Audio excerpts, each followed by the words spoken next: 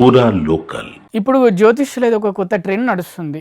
మీరు ఫేమస్ అయ్యే వరకు, అంటే ఫేమస్ కాకముందు సింపుల్ గా అందరూ చిన్న చిన్న వాళ్ళకి జాతకాలు చెప్తారు, ఓకే అయిపోతుంది. వన్స్ ఫేమస్ అయ్యాక సెలబ్రిటీస్, హీరోలు, హీరోయిన్ల జీవితాల్లో గురించి మాట్లాడతారు, వాళ్ళ పెళ్లిళ్ళ గురించి మాట్లాడతారు, రాజకీయ నాయకుల జీవితాల గురించి మాట్లాడతారు.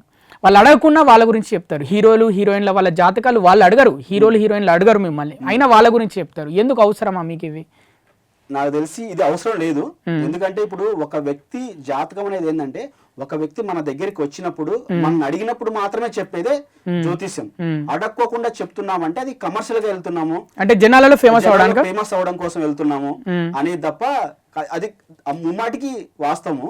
ఫేమస్ కోసం చెప్తారు అంటే ఎప్పుడు వాళ్ళు వచ్చి మన దగ్గరికి అడిగినప్పుడు మాత్రమే మనం చెప్పాలి.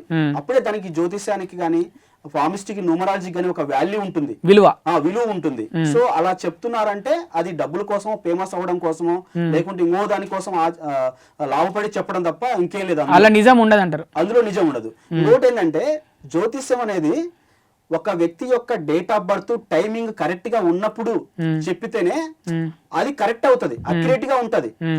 అది వేదిక్ కావచ్చు, కేపీ కావచ్చు, వెస్టర్న్ కావచ్చు. ఒక పేరును పట్టుకొని జ్యోతిష్యం చెప్పడం అనేది ఖచ్చితంగా అది 100% రిజల్ట్ రాదు. అది ఒక నార్మల్ గా 20-30% మాత్రమే రీచ్ అవుతుంది.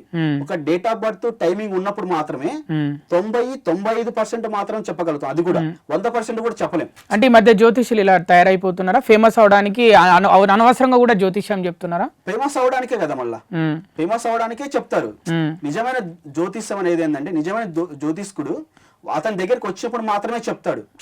కల్పించి వేరే వాళ్ళ గురించి చెప్పడం అనేది అది కరెక్ట్ కాదని నా ఉద్దేశం.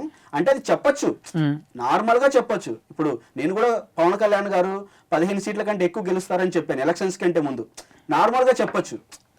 కానీ ఎక్కువ కమర్షియల్ గా పోయి వాళ్ళు ఇబ్బంది పడే విధంగా ఇనిషియేట్ చేసి వాళ్ళని బాధ పెట్టి విడిపోతారని చెప్పేసి లేనిపోని అపోహలు క్రియేట్ చేసి చెప్పడం అనేది తప్పు.